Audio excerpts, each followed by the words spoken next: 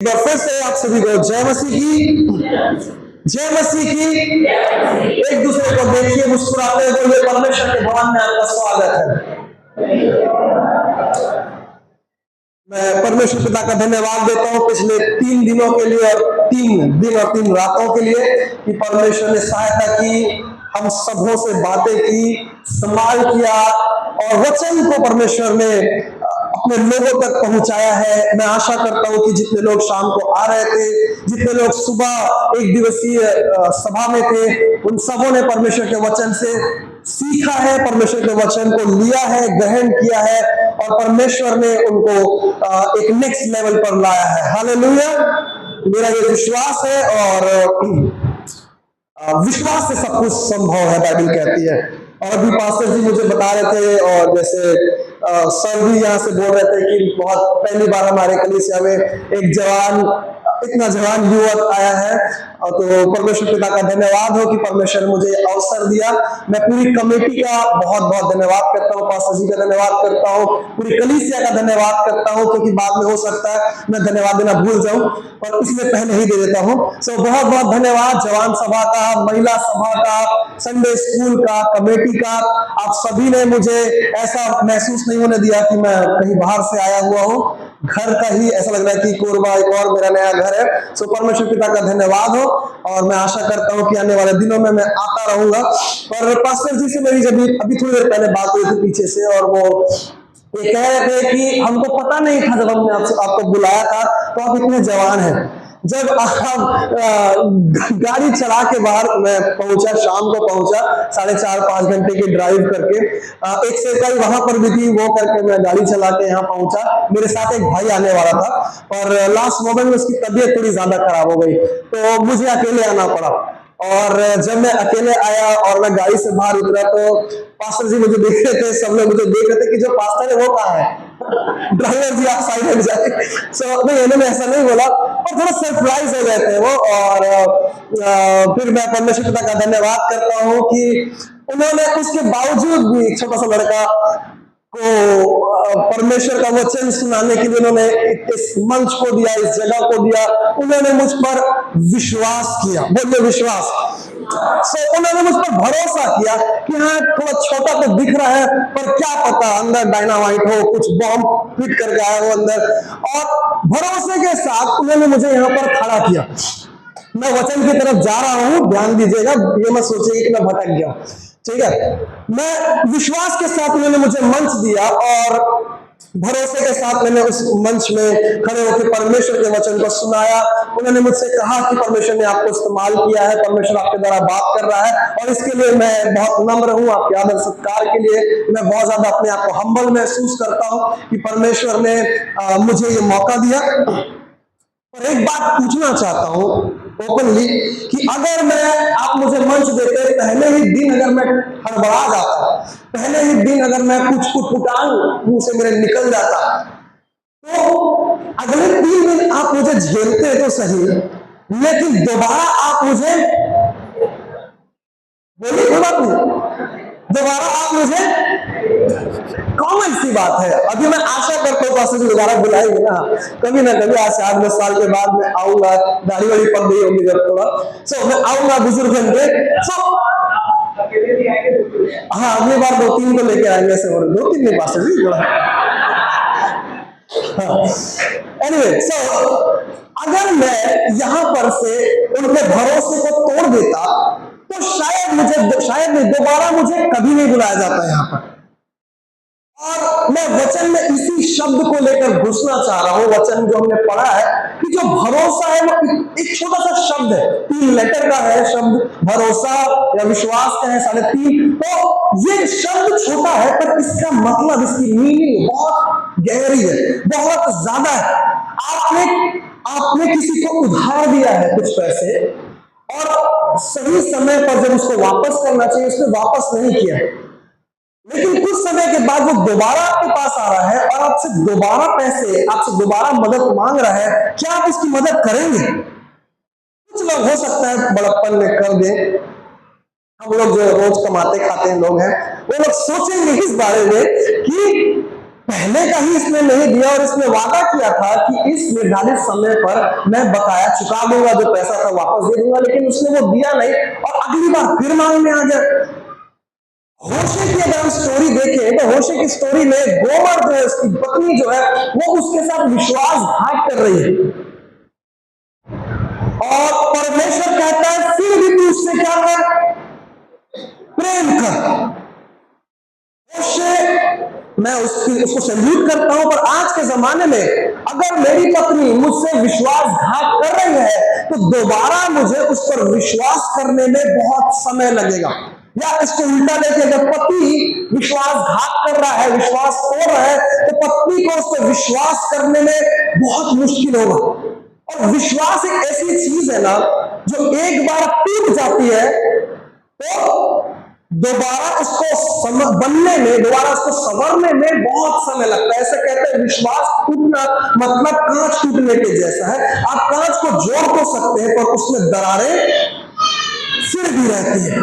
In fact एक बहुत famous कहावत है कि विश्वास टूटने का उदाहरण अगर मैं देखूं, विश्वास टूटना, एक कहावत ऐसी, विश्वास टूटना इज लाइक अ टूथपेस्ट। आप टूथपेस्ट लीजिए, कोलगेट का या क्लोजअप का, जो भी आप करते हैं, और उसको निचोड़ दीजिए पूरा, और उसके बाद वो पेस्ट को वापस उसके अंदर डालने की कोशिश करें। और विश्वास ऐसा ही होता है कि एक बार विश्वास टूट जाता है तो उसको जुड़ने में बहुत समय लगता है।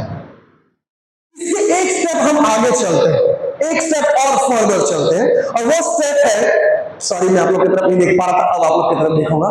हाँ, विश्वास, आपको पता है कि किसी ने आपके साथ विश्वासघात किया है तो दोबारा जब आपके पास आएगा तो आप, हो सकता है कि उस पर दोबारा विश्वास कर ले। आप लोग बहुत अच्छे लोग हैं, आप लोग कर लेंगे, इनसे बात नहीं कर रहे हैं, ठीक है। लेकिन अगर आपको पता है, एक स्टेप आगे चलते हैं, और आपको पता है अगर कि कोई आपके साथ विश्वासघात करने वाला है, तो क्या आप उस पर भरोसा करेंगे? कुछ सिर हिलते हुए दिख रहे हैं मुझे, आप लोग करेंगे क्या? कुछ आप लोग भी बता सकते हैं। हम सब ऐसे लोग हैं कि अगर हमको पता चल गया है कि कोई हमारा भरोसा तोड़ने वाला है, विश्वास हमारा तोड़ने वाला है, तो हम उस पर विश्वास, हालेलुया, बाइबल बताती है कि परमेश्वर हमारी अविश्वास योग्यता में भी विश्वास योग्य है। वो हमारी अविश्वास योग्यता में भी विश्वास योग्य है। और परमेश्वर ने बाइबल में कई ऐसे लोगों को चुना जिन्होंने कुछ गलत किया, जिन्होंने विश्वासघात किया, लेकिन फिर भी परमेश्वर की विश्वास योग्यता उनके जीवन में बनी रही। और जो आज का पैसेज हमने पढ़ा है शमौन के बारे में, उसमें यीशु मसीह कह रहे हैं, मुर्गे के बांध देने से पहले तू मेरा 3 बार। यीशु मसीह को पता है कि ये मेरे बारे में इनकार करेगा। यीशु मसीह को भविष्य पता है कि ये क्या करने वाला है। एनीवे, हम लोग शमौन के बारे में आज सीख रहे हैं। बोलिए शमौन। शमौन तक आने से पहले मैं कुछ और लोगों के नाम लेता हूं। शमौन को परमेश्वर यीशु मसीह ने 2 बार बुलाया। अगर आप पैसेज पढ़े, वहां पर लिखा है शमौन, हे शमौन, शमौन, शमौन। अगर आप बाइबल में देखें तो परमेश्वर ने कुछ ही लोगों के नाम को 2 बार लिया है। और 2 बार नाम लेने का मतलब तो आपको पता है, पता है। आप अपने बच्चे को जब चिल्लाते हैं, आपके बच्चे का नाम होगा मान, को बोल मान, नहीं मान। क्यों चिल्लाते हैं? ताकि आप उसका अटेंशन ले सके, ताकि आप उसको ध्यान से अपनी बात सुना सके। जब कोई बच्चा मस्ती कर रहा है, आप उसको नाम लेंगे, मेरा नाम याबेश, याबेश। मेरी मम्मी ऐसे चिल्लाती थी, मैं चुप हो जाता था। परमेश्वर कई बार 2 बार जो नाम लोगों का लिया है ना, उनका अटेंशन ग्रैब करने के लिए, और क्योंकि वो लोग स्पेशल थे परमेश्वर की नजर में, उनका नाम उसने 2 बार बुलाया। सबसे पहले बाइबल में कुछ लोग हैं, सबसे पहले परमेश्वर ने बुलाया अब्राहम, हे अब्राहम। जब अब्राहम इसहाक का बलि करने वाला था मोरिया पर्वत पर, और जैसे उसने हाथ उठाया, परमेश्वर ने आवाज लगाया, परमेश्वर के दूत ने आवाज लगाया, क्या बोला? अब्राहम, हे अब्राहम। अपने बेटे पर हाथ मत उठा, जो विश्वास योग्यता तूने दिखाई है, मैंने तेरे लिए एक और बेटा का इंतजाम किया है, जो ना केवल तुझे उद्धार दिलाएगा पर पूरे मानव जाति को उद्धार दिलाएगा। आगे हम लोग बढ़ते हैं तो परमेश्वर याकूब को बुलाता है 2 बार नाम लेके, याकूब, हे याकूब, तू मिस्र में जाने से मत डर, क्योंकि वहां मैं तुझसे एक बड़ी जाति बनाऊंगा। आगे हम लोग बढ़े तो मूसा, हे मूसा, तू जिस जमीन पर खड़ा है वो पवित्र जमीन है, अपने पांव से जूते को उतार दे, अपने पांव से जूते को उतार दे, क्योंकि ये जूता लेकर तू मेरा इस्राएलियों के साथ मिलाप नहीं करा सकता। तू मेरी उस जूते को उतार, मेरी उपस्थिति में आ, मैं तुझे वो जूते दूंगा जो मेल के होंगे, क्योंकि धन्य है वे जो मेल कराते हैं। क्योंकि और मूसा ने परमेश्वर का इस्राएलियों का मेल कराया। आगे बढ़े अगर हम लोग तो चौथा व्यक्ति इसको परमेश्वर ने 2 बार नाम लेके बुलाया, सामुएल, ए सामुएल। सामुएल ने कहा कह, क्योंकि तेरा दास सुनता है। और क्योंकि सामुएल ने परमेश्वर की सुनी, अगले कई सालों तक पूरे इस्राएल ने सामुएल की सुनी। जब आप परमेश्वर की सुनते हैं, दुनिया आपकी सुनती है। हालेलुया। आगे अगर हम लोग बढ़े तो फिर हम लोग देखते हैं मार्था, हे मार्था, तू बहुत चिंता करती है रे, तू बहुत सोचती है। मार्था बहुत सोच रही थी, इतना सोच रही थी, तो पर यीशु मसीह ने उससे कहा मार्था तू इतना मत सोच, मरियम ने जो चुन लिया है वो उत्तम भाग है, तू भी आके चुन ले, तुझे भी उत्तम भाग प्राप्त हो जाएगा। हम आगे बढ़े, कितने हो गए 5। शाऊल, हे शाऊल, तू मुझे क्यों सताता है? शाऊल यीशु मसीह को नहीं सता रहा था, शाऊल मसीहियों को मार रहा था। लेकिन जब जब लोग मसीही को मारते हैं, वो मसीही को नहीं मारते, वो मसीह को सताते हैं और कहता जो मेरे लोगों को छूता है वो मेरे आंख की पुतली को छूता है। और परमेश्वर ने, यीशु मसीह ने शाऊल के जीवन को परिवर्तित कर दिया। 6 लोग हो गए और हम एक 7वें व्यक्ति के बारे में बात कर रहे हैं, शमौन, हे शमौन। और शमौन जो है, अभी अभी कुछ चैप्टर पहले शमौन का नाम बदल के यीशु मसीह ने क्या रखा है? पतरस रखा है। इस बात को देखिए कि यीशु मसीह अपने चेलों से पूछता है कि लोग मुझे क्या कहते हैं? चेले उत्तर देते हैं कि कोई कहता है कि मैं तू भविष्यवक्ता, तू एलिया है, कोई कहता है तू ये है, तू वो है, तू वो है। यीशु मसीह चेलों से पूछता है तुम क्या कहते हो कि मैं कौन हूं? 12 चेलों में से कोई उत्तर नहीं देता है, एक उत्तर देता है जिसका नाम होता है शमौन। और शमौन कहता है कि तू परमेश्वर का पुत्र मसीह है। और यीशु मसीह शमौन से कहते हैं ये बात तुझे लहू और मांस ने प्रकट नहीं की है, पर यह बात तुझे स्वर्ग ने प्रकट की है। और शमौन, क्योंकि ये बात तुझ पर स्वर्ग ने प्रकट की है, आज से मैं तेरा नाम शमौन से बदल के पतरस रख दूंगा। वो पतरस, वो पत्थर जिस पर मैं अपनी कलीसिया बनाऊंगा, जिस पर अधोलोक के फाटक कभी प्रबल ना हो सकेंगे। हम लोग आज जिस पत्थर पर बैठे हुए हैं, पत्थर का नाम क्या है? पतरस, जिस पर यीशु मसीह ने अपनी कलीसिया बनाए। और उसका कोने का, सिरे का पत्थर, the cornerstone is Jesus Christ, यीशु मसीह। तो यीशु मसीह ने शमौन का नाम बदल के पतरस रख दिया है। अब पतरस जो है मसीह के साथ चल रहा है। अब जैसे ही यीशु मसीह ने शमौन का नाम बदल के पतरस रख दिया, अगले ही अध्याय में यीशु मसीह अपने मृत्यु की भविष्यवाणी कर रहे हैं। और पतरस कहता नहीं प्रभु, ऐसा मैं होने नहीं दूंगा कि तू मर जाए, तुझे मृत्यु प्राप्त हो, मैं ऐसा होने नहीं दूंगा। यीशु मसीह जिस पर बोलता है कि तुझ पर मैं अपनी कलीसिया बनाऊंगा, शमौन पतरस को उसी की तरफ मुड़ कर कहता है हे शैतान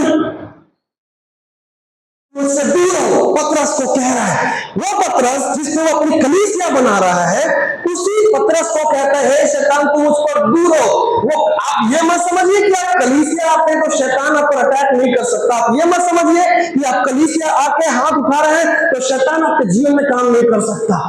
पतरस, शमौन जिसका नाम पतरस रखा गया, जिस पर कलीसिया बनने वाली थी, शैतान ने उस पर अटैक किया और यीशु मसीह की योजना में उसने अलंगा डालने की कोशिश की। लेकिन उसके बाद यीशु मसीह ने उसे सिखाया और अपने मृत्यु की भविष्यवाणी के लिए चेलों को तैयार किया, कई बार उसने अपनी भविष्यवाणी की, मृत्यु की भविष्यवाणी की, और फाइनली अब हम उस पैसेज में आ चुके हैं जहां पर यीशु मसीह मेज पर बैठा हुआ है। यीशु मसीह मेज लगाकर बैठा हुआ है, अपने चेलों के साथ है। हमने कल शाम में सीखा कि यीशु मसीह ने रोटी ली, रोटी तोड़ी, और यीशु मसीह अपने चेलों से बात कर रहा है।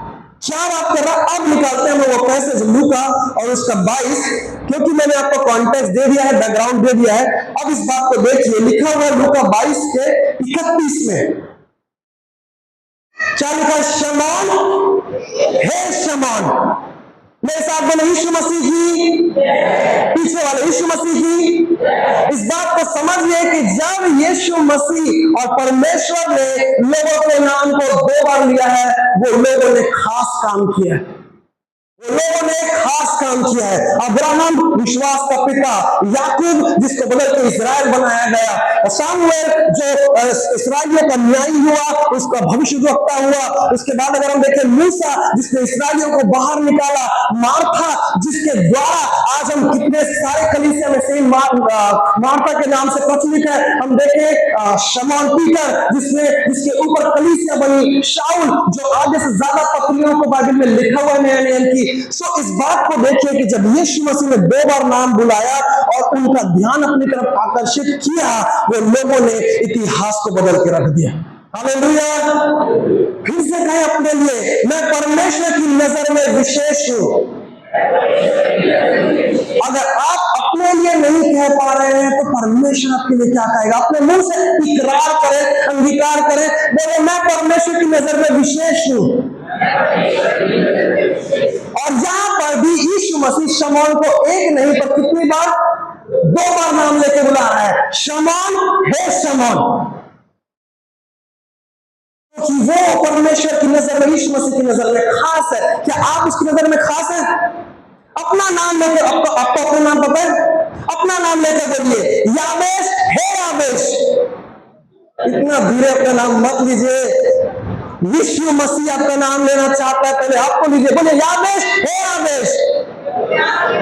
तू परमेश्वर की नजर में विशेष है। अब बाइबल बताती है कि यीशु मसीह ने शमौन को 2 बार बुलाया, शमौन, हे शमौन देख। अभी यीशु मसीह मेज पर सब चेलों से बात कर रहा है और अचानक से तुरंत ही वो शमौन की तरफ घूमता है और कहता है, शमौन, हे शमौन। उसके पहले अगर आप 28वें पद में देखेंगे, वहां लिखा, तुम वह हो जो मेरी परीक्षाओं में लगातार मेरे साथ रहे। यीशु मसीह चेलों से बात कर रहा है, और जैसे मेरे पिता ने मेरे लिए एक राज्य ठहराया है, वैसे ही मैं भी तुम्हारे लिए ठहराता हूं, ताकि तुम मेरे राज्य में मेरी मेज पर खाओ पियो, वरन सिंहासनों पर बैठकर इस्राएल के 12 गोत्रों का न्याय करो। शमौन, हे शमौन। सब चेलों से बात करके, शमौन, हे शमौन। शैतान ने तुम लोगों को क्या कर लिया है? मांग लिया है कि तुमको गेहूं के समान फटके। शैतान आप लोगों को मांगता है, आपको पता है? यूब को परमेश्वर से मांगा कि इसको गेहूं के जैसे फटके। गेहूं के समान फटकना क्या होता है? सुपर में आप लोगों ने सुना होगा, गेहूं को, चावल को फटकते। फटकने से क्या होता है? कचरा बाहर निकलता है, और जो मेन मटेरियल होता है गेहूं, चावल, वो अंदर आता है। शैतान फटकता है, फटकने समय कई बार देखना कुछ गेहूं के टुकड़े भी बाहर निकल जाते हैं। और ये परीक्षा की घड़ी है, और यीशु मसीह शमौन को चिता रहे हैं कि तुम सबको शैतान ने मांग लिया है कि तुमको गेहूं के नहीं फटके। आगे देखते हैं 32वां पद में, बहुत इंपॉर्टेंट। परंतु मैंने तेरे लिए विनती की कि तेरा विश्वास जाता ना रहे। कितनी खूबसूरत सी बात है कि कोई आपके लिए विनती करे ना करे, कोई आपके लिए प्रार्थना करे ना करे, यीशु मसीह आपके लिए प्रार्थना और विनती निरंतर करता है। हालेलुया। आप मुझसे आके मिले, ब्रदर मेरे लिए प्रार्थना करना, हो सकता है मैं 2 दिन प्रार्थना करूं, 3 दिन प्रार्थना करूं और फिर भूल जाऊं। यीशु मसीह आपके लिए निरंतर विनती और प्रार्थना करता रहता है। रोमियो 8 अध्याय 34 पद में लिखा हुआ है, कि यीशु मसीह मारा गया और मुर्दों में से जी उठा और वो पिता के पास मेरे लिए निवेदन करता है। हालेलुया! वो मेरे लिए प्रार्थना करता है, वो मेरे लिए निवेदन करता रहता है। और यहाँ पर पतरस के लिए भी यीशु मसीह प्रार्थना कर रहा है, जब तू फिरे, नॉट इफ बट व्हेन। अगर तू फिरे नहीं बोल रहा यीशु मसीह उसको क्या बोल रहा है? जब तू फिरे, दैट इज सर्टेन, मतलब तू फिरेगा ही फिरेगा। जब तू फिरे, और ये हम सब के लिए है कि ऐसा नहीं है कि हम नहीं फिरेंगे। वो कहता है जब तू फिरे, मैं तेरे लिए विनती करता हूं तेरा विश्वास जाता ना रहे। फिरे का ग्रीक अगर वर्ड देखें हम, यूनानी भाषा में जब ट्रांसलेशन हुआ, फिरे, फिरना का जो वर्ड है उसको ग्रीक में कहते हैं एपिस्ट्राप्सास, जिसका मतलब है पश्चाताप करना, जिसका मतलब है रिस्टोर होना, पुनर्स्थापना करना। और जब तू पश्चाताप करे, किस बात का पश्चाताप करना है? अभी तक यीशु मसीह बता नहीं रहा है, ये कह रहा है कि जब तू फिरे, जब तू पश्चाताप करे, तो अपने भाइयों को स्थिर करना लिखा है, अपने भाइयों को स्थिर करना। और अभी तक पतरस को समझ नहीं आ रहा है कि मैं पश्चाताप किस बात का करने वाला हूं। तीसरा पद पतरस उससे कहता, उसने उससे कहा, हे प्रभु, मैं तेरे साथ बंदीगिरी जाने व मरने को भी तैयार हूं। 34वें पद, यीशु ने कहा, हे पतरस, मैं तुझसे कहता हूं कि आज मुर्ग बांग न देगा जब तक तू 3 बार मेरा इनकार ना कर लेगा। तू मुझे नहीं जानता। यीशु मसीह को पता है कि पतरस उसका विश्वास तोड़ेगा, उसका इनकार करेगा, एक नहीं, दो नहीं, पर 3 बार। उसके बावजूद यीशु मसीह कहता है कि मैं तुझ पर भरोसा करता हूं, मैं तेरे लिए विनती करता हूं, मैं तेरे लिए प्रार्थना करता हूं। कितनी अद्भुत सी बात है ना। हमें किसी ने कुछ बोल दिया,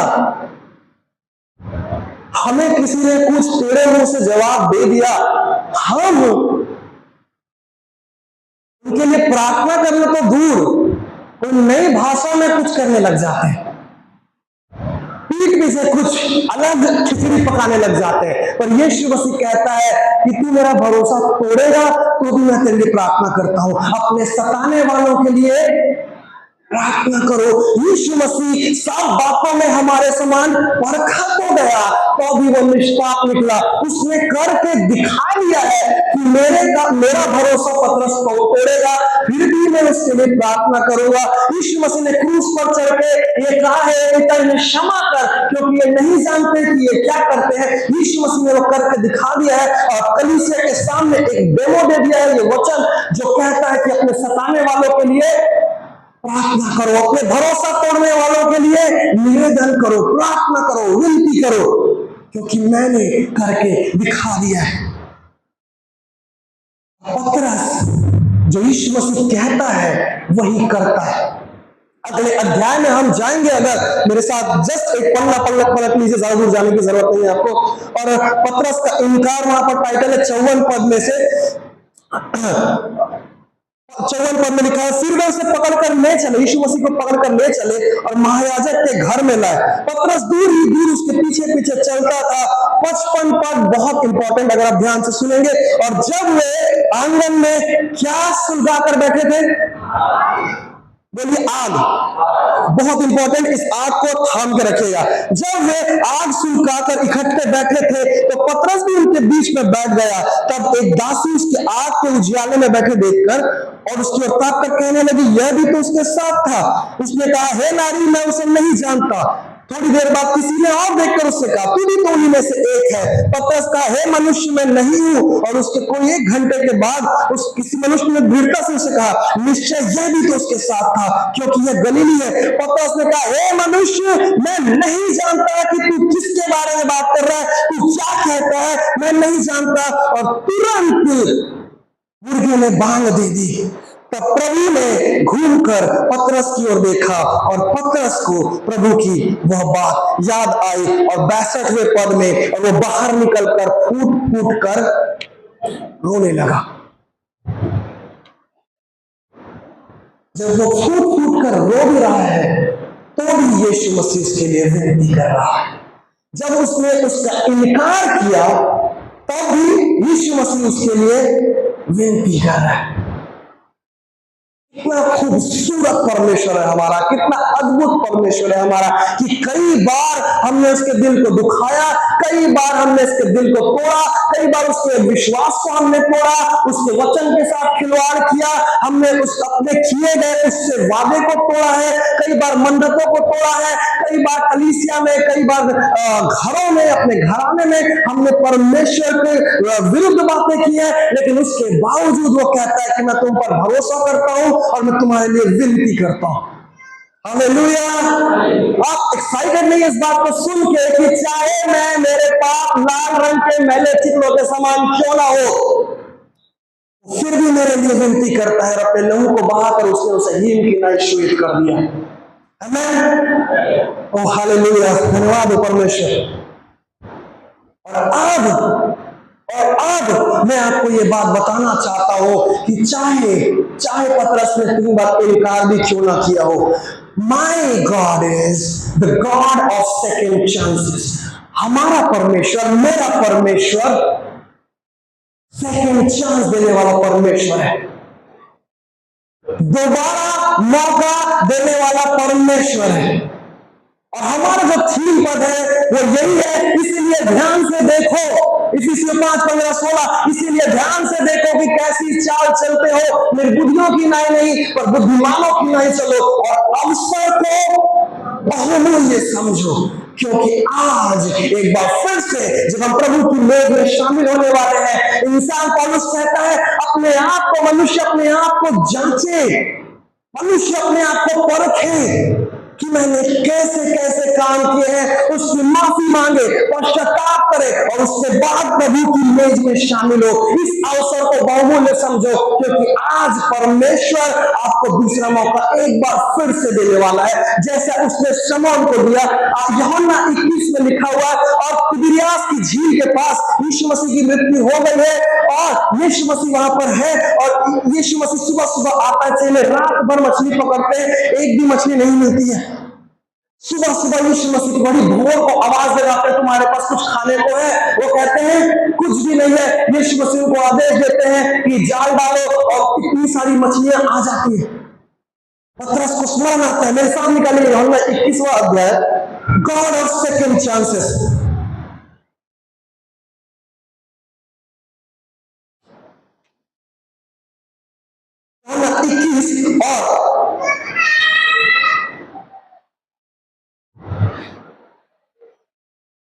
यूहन्ना 21 और उसका 7वां पद। तब उस चेले ने जिससे यीशु प्रेम रखता था पतरस से कहा, यह तो कौन है?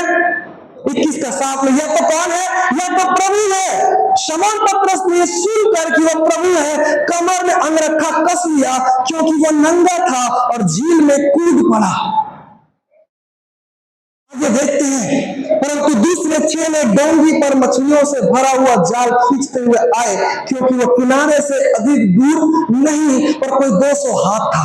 इस बात को देखिए कि जब आप पर किसी ने भरोसा किया है, ओके, और भरोसा करने के बाद आपने उसका भरोसा तोड़ा, और वो अगले ही पल या अगले ही दिन उसकी मृत्यु हो जाए, तो आप उस गिल्ट में, उस शर्म में आप कैसे जिएंगे? और पतरस अपने आप में शर्मिंदा है कि यीशु मसीह ने कहा था, मैंने उसको डंके की चोट पे बोला था कि मैं उसके साथ मरते दम तक जाऊंगा, मेरे विश्वास को कोई नहीं गिरा सकता, लेकिन मैंने उसका इनकार किया है पब्लिकली, लोगों के सामने मैंने उसका इनकार किया है। और यीशु मसीह के पास, पतरस के पास समय भी नहीं था कि वो जाके अपनी गलती के लिए यीशु मसीह से क्या कर सके, माफी मांग सके। और पतरस इस गिल्ट में जी रहा है, पर हमारा परमेश्वर दोबारा मौका देने वाला परमेश्वर। Our God is the God of second chances. और देखिए यीशु मसीह ने कितनी खूबसूरत सी बात है, इस बात को देखिए, यीशु मसीह ने पतरस के लिए दोबारा से वो सीन को रिक्रिएट कर दिया। हमारा परमेश्वर ड्रामेटिक परमेश्वर है, परमेश्वर को ड्रामा बहुत पसंद है। उसको पसंद है कि वो लोगों के व्यक्तिगत जीवन में आकर उनके व्यक्तिगत जीवन में जैसे वो जी रहे हैं उसी परिस्थिति में आए, उनके लिए उसी परिस्थिति से रास्ता बाहर निकाले।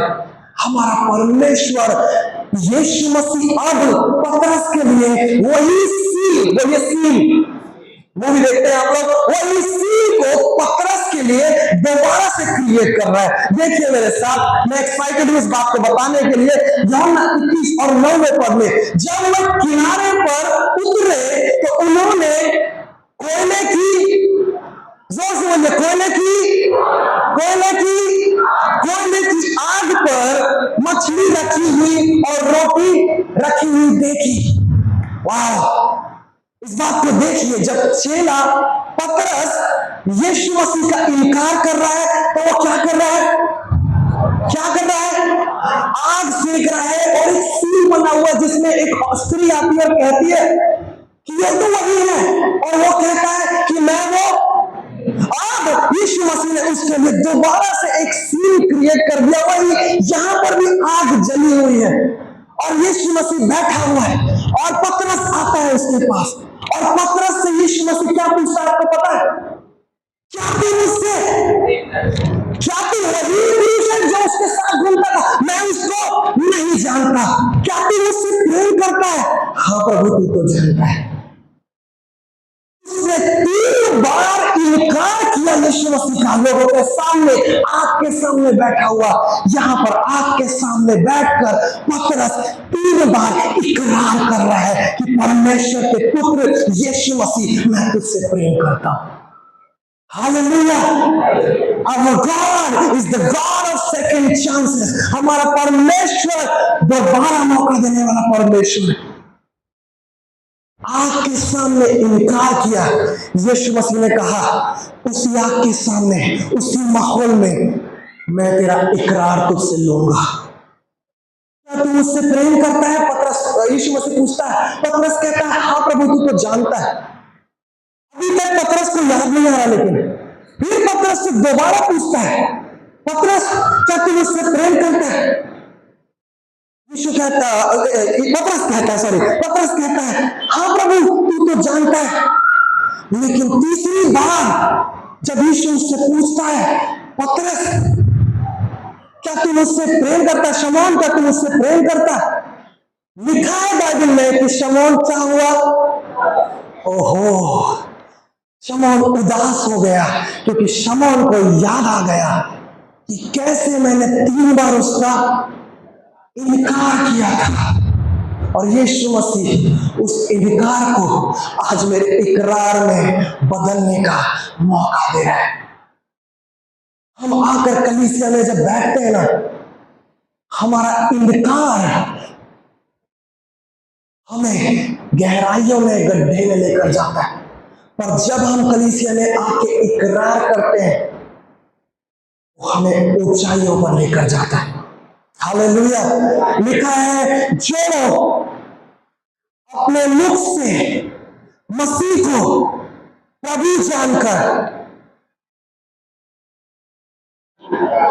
वो भी नहीं बोल पा रहे हैं आप लोग। इकरार करना। शादी में जब खड़े होते हैं तो क्या आप इसको अपना पति जानते? आपकी शादी होने वाली है बहन, आप इस बात को देखिए कि क्या आप अपने पति को, इस मनुष्य को, इस पुरुष को अपने पति जान के ग्रहण करते हैं? वहां खड़े होकर ऐसे करेंगे तो उससे काम, आपको अपने मुंह से क्या करना पड़ेगा कि हाँ इसको मैं अपना पति स्वीकार करती हूं, और पति बोलेगा कि हाँ मैं इसको अपनी पत्नी। बात को देखिए कि आपका अंगीकार परमेश्वर को भी भाता है। जब आप कहते हैं कि प्रभु तेरा धन्यवाद हो कि तूने मेरे लिए क्या कुछ ना किया, प्रभु तेरा धन्यवाद हो कि तूने मेरे जीवन में किया है, कोई और नहीं कर सकता। तेरा धन्यवाद हो कि मैं पापों में पड़ा था, तू तू मेरे पाप में मेरे लिए आया और मेरे लिए मर गया, ताकि तेरे मृत्यु से मुझे जीवन मिल जाए। और आज मैं कहता हूं कि यीशु ही मेरा प्रभु है। अंगीकार करें मेरे साथ, बोले यीशु ही मेरा प्रभु है। और वो समझे यीशु ही मेरा प्रभु है। दुनिया की कोई ताकत, कोई भूकंप, कोई महंगाई, कोई अपना भूत, कोई स्वर्गदूत, कोई शैतान, कोई वर्तमान, कोई भविष्य, कोई आदि, कोई अंत इस बात को आपके मुंह से निकाल ना पाए कि यीशु ही मेरा प्रभु है। और पतरस के इनकार से उसके इकरार तक का जो सफर था ना प्रियो, उसने पतरस को चमत्कार बना दिया है। क्या बोल रहे पास्टर जी आप? पतरस को चमत्कार, जब मैं यीशु नाम को अपने मुख से अंगीकार करता हूं, मैं चमत्कार करता नहीं हूं, मैं चलता फिरता चमत्कार बन जाता हूं। हालेलुया। लिखा है पतरस चल रहा है और बैठा हुआ है, उठ गया। पतरस खुद चमत्कार बन गया। आप जब अपने जीवन में यीशु मसीह को पहला स्थान देंगे, इकरार करेंगे, अंगीकार करेंगे हर रोज, आप अपने लिए और अपने आसपास के लिए चमत्कार बन जाएंगे। आपको यकीन नहीं होता, मेरे साथ निकालिए। ये मेरा फेवरेट डायलॉग हो गया। आपको यकीन नहीं होता, मेरे साथ निकालिए। प्रेरितों के काम और उसका 2 अध्याय लिखा हुआ है कि सारे चेले जो है वो एक जगह पर बैठे हुए हैं, एक जगह में इकट्ठे थे। पेंतीकोस्त का दिन आया और पवित्र आत्मा वहां पर उनके ऊपर जोर से उतरा। बड़ी आंधी सी सनसनाहट का शब्द हुआ और सारा घर जहां वो बैठे थे गूंज गया। उन्हें आग की सी जीभें फटती हुई दिखाई दी और उनमें से हर एक पर आ ठहरी। तब वे पवित्र आत्मा से भर गए और जिस प्रकार आत्मा ने उन्हें बोलने की सामर्थ दी, वे अन्य भाषा बोलने लगे। और आकाश के नीचे जितने लोग वहां पर थे, सबको अपनी अपनी आवाज, अपनी अपनी लैंग्वेज, अपनी अपनी भाषा में सुनाई आ रहा है। और इन 12 चेलों और वहां पर उपस्थित जितनी स्त्रियां थी, उनमें से कोई नहीं उठा, पर एक व्यक्ति खड़ा हुआ जिसका नाम था, क्या नाम था? जोर से बोलिए, क्या नाम था? पतरस उठा। ध्यान से सुनिए, पतरस उठा और पतरस का भाषण होने लगा। पतरस का भाषण होने लगा और पतरस लोगों को यीशु मसीह के बारे में बताने लगा। 3 इनकार से 3 इकरार का सफर यह रहा कि जब उसने पहली बार इकरार करने के बाद, पहली बार अपना मुंह खोला लोगों के सामने और लोगों के सामने इकरार किया कि यीशु ही प्रभु है। आप इस बात को देख लीजिए, लगभग 3 लोग बपतिस्मा लिए। कितने लोग बपतिस्मा लिए? 3 इकरार 3000 जिंदगियां बदलने के लिए काफी है। हालेलुया। जोर जोर ताली बजाकर परमेश्वर को धन्यवाद दे। 3 इकरार, 3 इनकार उसको उदासी में लेकर चला गया, लेकिन 3 इकरार 3000 लोगों को उदासी से आशा देने के लिए लेकर आ गया। जब मैं इनकार करता हूं परमेश्वर का, मेरे जीवन में उदासी, मेरे जीवन में निराशा आती है। और जब मैं ये कहता हूं कि यीशु मैंने गलती की है, मैंने पाप किया है, मैं अपने पापों को मानता हूं, मेरी सहायता कर कि मेरा विश्वास बढ़े, मेरी सहायता कर, मेरे निवेदन कर और मेरे विश्वास को बढ़ा। जैसे चेले कहते हैं कि हे प्रभु हमारे विश्वास को बढ़ा। और प्रभु जब विश्वास को बढ़ाए, आप अपने मुंह से इकरार करें, यीशु मेरा प्रभु है, यीशु मेरे बच्चों के ऊपर है, यीशु मेरे पति के ऊपर है, यीशु मेरे ऊपर है, मेरे जीवन में यीशु पहली जगह है। यीशु यीशु यीशु यीशु जिंदगी में जब हम यीशु नाम का इकरार अपने जीवन में करते जाते हैं, आपको बताओ आपकी जिंदगी लोगों के लिए चमत्कार बन जाती है। हालेलुया। क्योंकि यीशु वो नाम है जिस नाम के लिए, जिस नाम के सामने मसीही समाज का घुटना टिकेगा। ऐसा कुछ लिखा,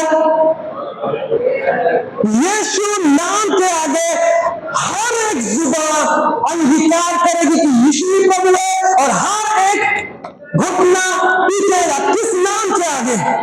यीशु नाम के आगे। यीशु नाम से पापों की क्षमा है, यीशु नाम से रोगों की चंगाई है, यीशु नाम से शैतान भागता है, यीशु नाम से बीमारी चंगी होती है, यीशु नाम से के रिश्ते जुड़ जाते हैं यीशु नाम से।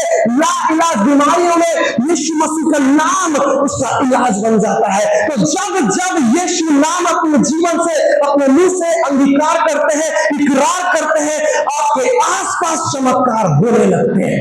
बोलिए यीशु, बोलिए यीशु, यीशु मेरा खुदा, यीशु मेरा प्रभु। आप इकरार से, 3 इकरार के बाद 3000 लोगों ने बपतिस्मा लिया इसके भाषण से। और अगर आप आगे जाए, समय के अभाव से मैं नहीं पढ़ रहा हूं, आप और आगे जाएंगे ना, वहां लिखा हुआ है कि पतरस का दोबारा भाषण हुआ, दूसरा भाषण हुआ। और हम 3 का हिसाब लगा के आ रहे हैं, और लिखा है वहां पर पतरस का जब दोबारा भाषण हुआ, लगभग 2000 लोग और भाइयों में मिल गए। लगभग 2000 लोग, लगभग 5000 के लोग उसके 3 इकरार से बचा लिए गए। हालेलुया। लेकिन कहानी अभी खत्म नहीं हुई है, क्योंकि यीशु मसीह ये कह रहा है कि हे पतरस, जब तू फिरे, जब तू पश्चाताप करे, जब तू फिरे, तो अपने भाइयों को, बोलिए अपने भाइयों को स्थिर करना। पतरस को यीशु मसीह बोल रहा है कि मैं तेरे लिए विनती कर रहा हूं, लेकिन जब तू पश्चाताप कर ले, जब तू फिर जाए, तो अपने भाइयों को क्या करना। आइए पतरस क्या कर रहा है, मेरे साथ निकालिए प्रेरितों के काम,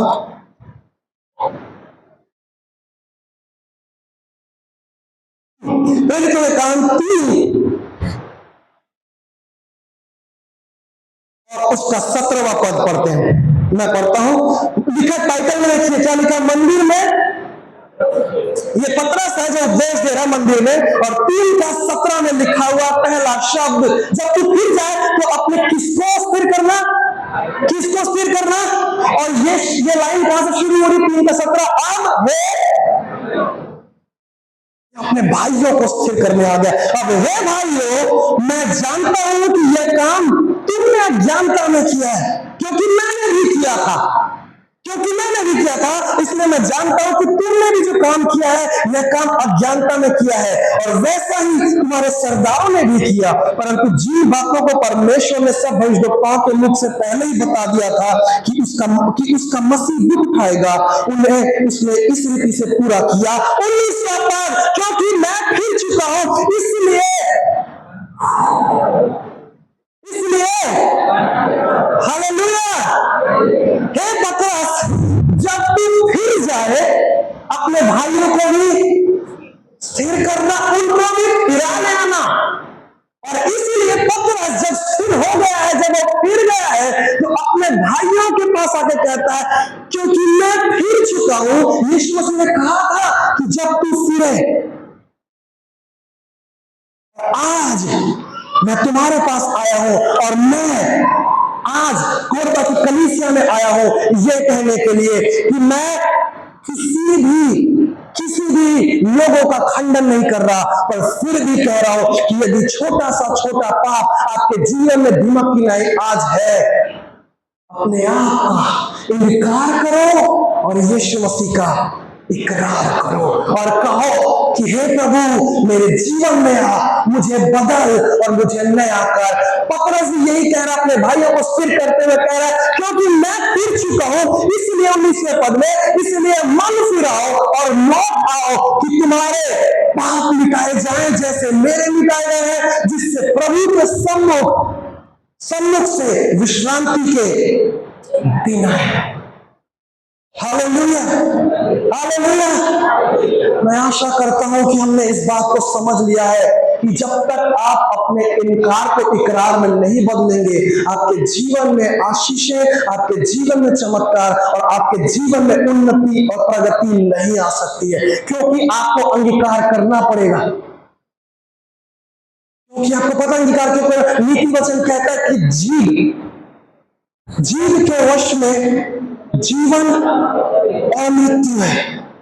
जो इसका उपयोग लाना जानता है, वो इसके फल को भोगेगा।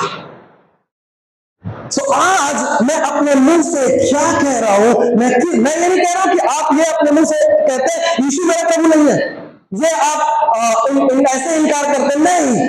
पर कई बार हम ऐसे छोटी छोटी चीजों को लेकर उसको इनकार करते हैं, उसका, क्योंकि बाइबल कहती है हर कोई जो हे प्रभु हे प्रभु हे प्रभु हे प्रभु कहता है, स्वर्ग में उसके लिए प्लॉट नहीं है, स्वर्ग नहीं जा सकता।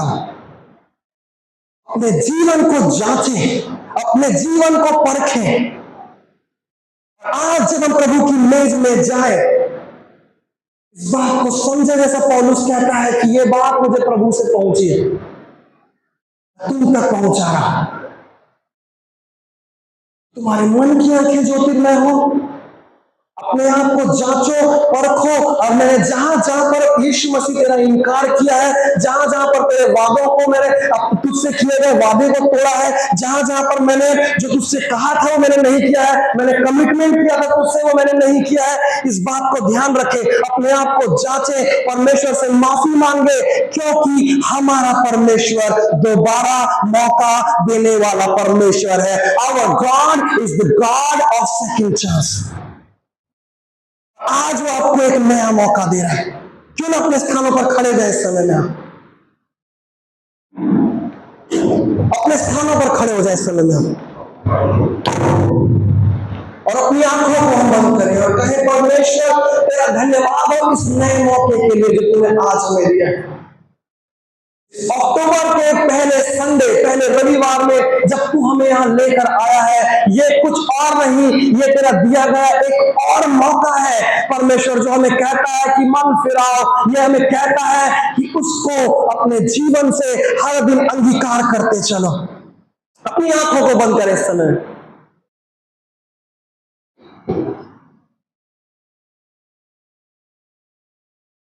जिस जिस जगह, जिस जिस क्षेत्र में आपने उसका इनकार किया, अपने इनकार को इकरार में बदलने पड़े कि हमारा परमेश्वर दूसरा मौका देने वाला है। और यीशु मसीह कहता है मैं तुम्हारे लिए विनती करता हूं, मैं तुम्हारे लिए प्रार्थना करता हूं, हमारी सहायता कर परमेश्वर। हम अपने मुंह से अंगीकार करें,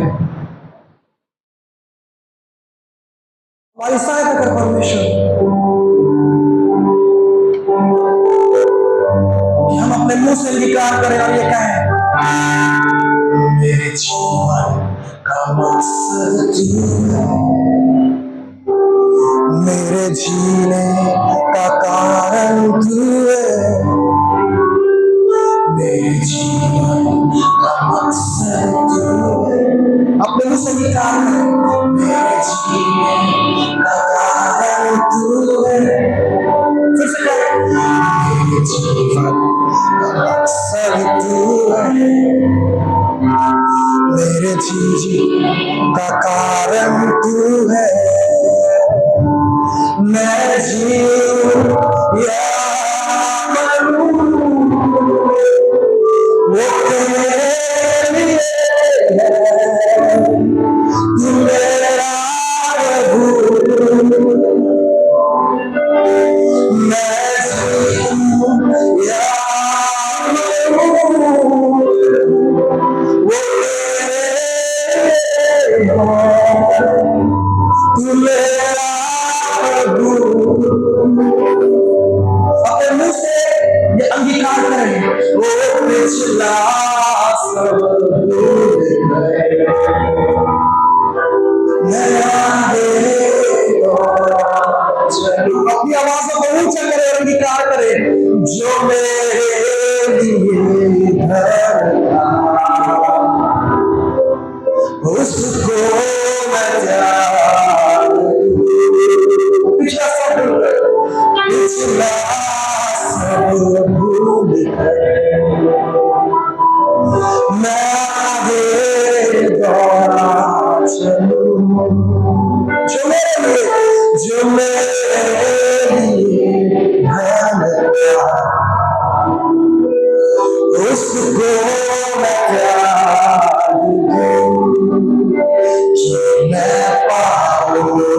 से दौड़ा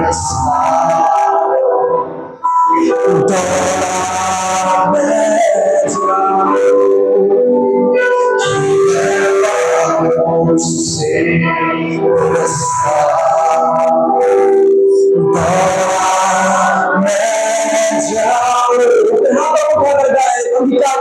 मैं जीऊं या मरूं वो तू मेरा प्रभु मैं जीऊं या मरूं वो तू मेरा परमेश्वर मैं अंगीकार करता हूँ कि मुझ पर हुई है कृपा बेकार नजारे जिसने मुझे चुना जिसने मुझे है चुना उसकी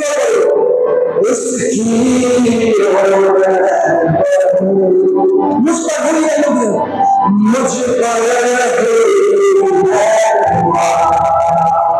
बेकार न जाने दूं बेकार न जाने दूं जिसने मुझे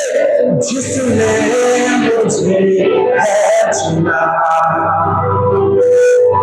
उसकी देखो तेरे सही को देखो सही को खींचा न जाओ खींचा मैं जाऊं देखो तेरे सही को देखो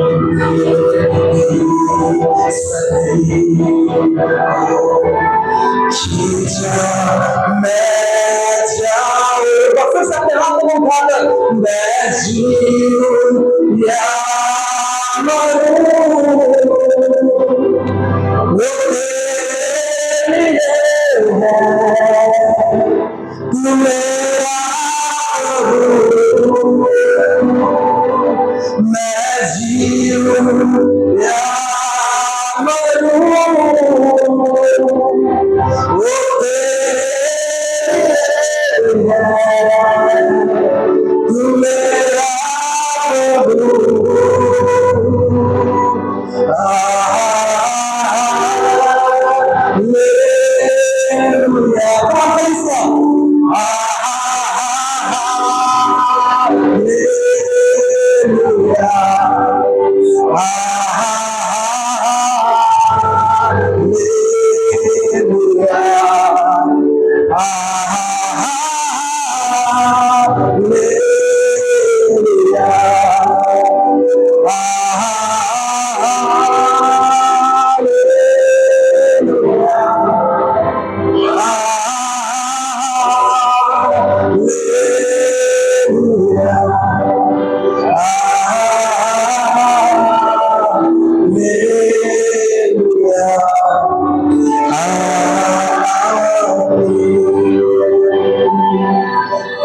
प्रभु इस कलीसिया को इस कलीसिया के लोगों को मैं तेरे हाथ में रखता हूं प्रभु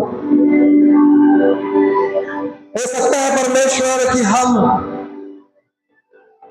कहीं ना कहीं कुछ में कम है प्रभु और तेरा अनुग्रह हमें हमारी सहायता करे कि तेरे अनुग्रह में परमेश्वर होकर हम पूरे हो जाए एक एक व्यक्ति को इस कलीसिया के मैं तेरे हाथ में देता हूं परमेश्वर एक एक छोटे से छोटा बच्चा और बुजुर्ग से बुजुर्ग माता और पिताओं को मैं तेरे हाथ में देता हूं खुदावन जवानों को तेरे हाथ में देता हूं परमेश्वर तेरा आत्मा इस कलीसिया पे फ्रेश वे में उतरे परमेश्वर एक नए तरीके से उतरे और काम करे परमेश्वर और इस कठिन समय में परमेश्वर इस कलीसिया में और ज्यादा बेदारी आए ऐसा समय जब प्रभु कलीसिया के लिए बहुत मुश्किल हालात है मैं प्रार्थना करता हूं इन मुश्किल हालातों में भी इनका विश्वास विश्वास दिन प्रतिदिन तुझ में बढ़ता चला जाए और इनका इनकार इनके इकरार में बदलता चला जाए परमेश्वर। मैं प्रार्थना करता हूँ लीडिंग कमेटी को परमेश्वर के लिए परमेश्वर, जो प्रभु जी इस कलीसिया की अगुवाई करते हैं परमेश्वर, मैं प्रार्थना करता हूँ पास्टर और उनकी फैमिली के लिए प्रभु जी,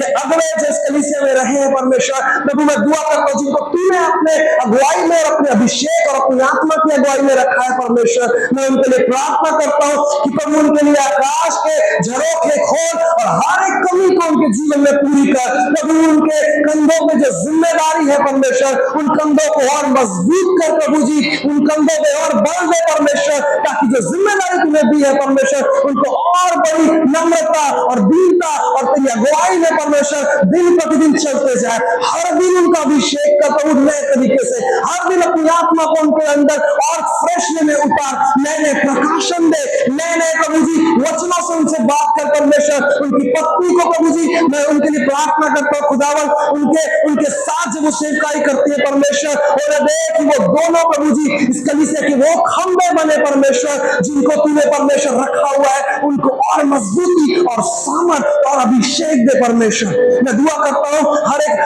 कमेटी के मेंबर्स को परमेश्वर, उनके परिवार के लिए मैं प्रार्थना करता हूँ, और अब्राहम की आशीषों को मैं उनके जीवन में रिलीज करता हूँ खुदावन। प्रभु तेरी आत्मा की अगुवाई में इस कलीसिया को लेकर चले, हर एक फूट इस कलीसिया से यीशु के नाम से दूर हो, हर एक बुराई की आत्मा इस कलीसिया से यीशु के नाम से दूर हो, हर एक जवानों के बीच में बरगलाने वाली आत्मा, संसार की तरफ खींचने वाली आत्मा यीशु के नाम से दूर हो।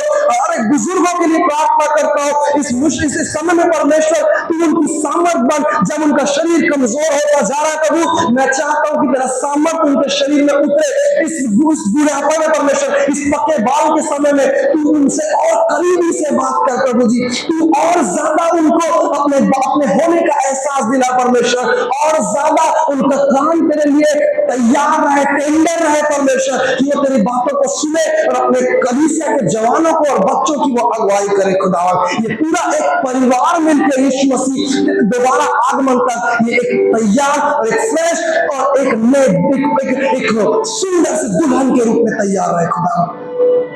और ये कलीसिया इस पूरे शहर में परमेश्वर एक लाइट हाउस बने, ताकि लोग जब इसकी तरफ देखें उनके मुख पर ज्योति चमके खुदावन।